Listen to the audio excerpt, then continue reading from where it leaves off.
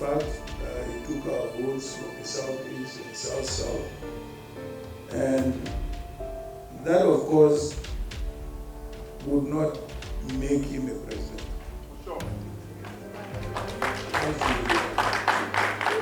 You all know that to be a president in this country, you need votes from everywhere. So, as far as I'm concerned, Peter is welcome to dialogue with PDP. We are ready to dialogue with him.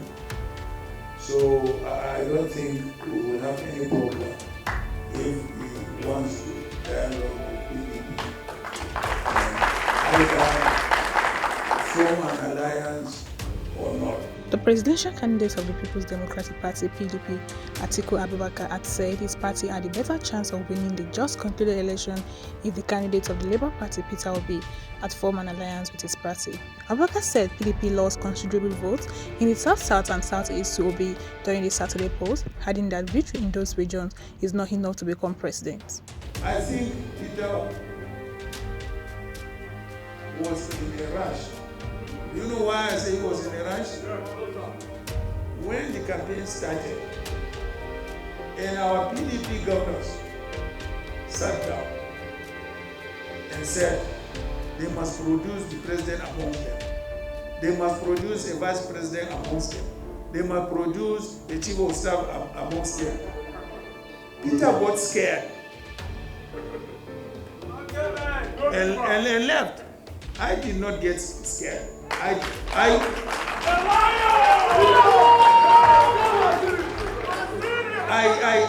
I stood up against the governors.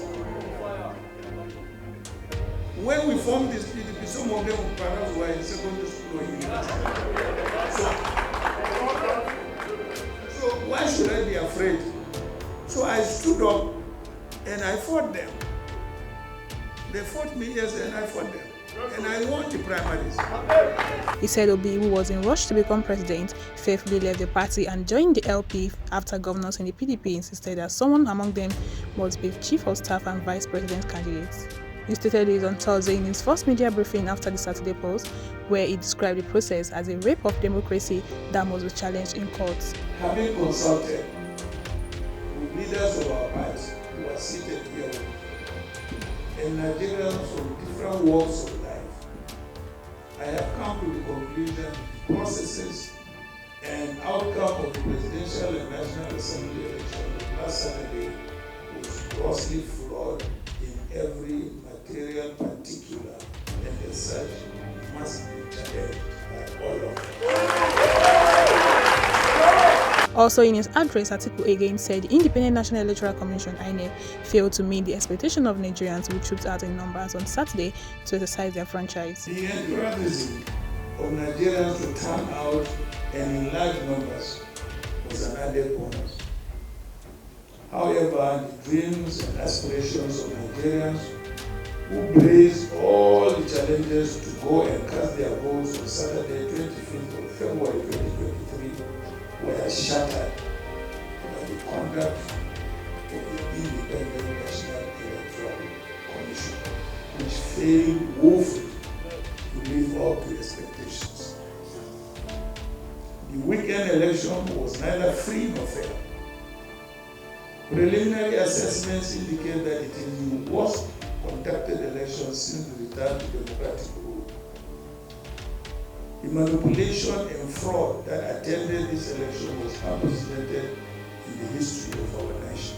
He therefore urged Nigerians to join hands with him to defend the nation's constitution from the anti-democratic force. I call on all men and women on goodwill to join hands with us in the vanguard to defend our constitution from the brigandage of anti-democratic forces.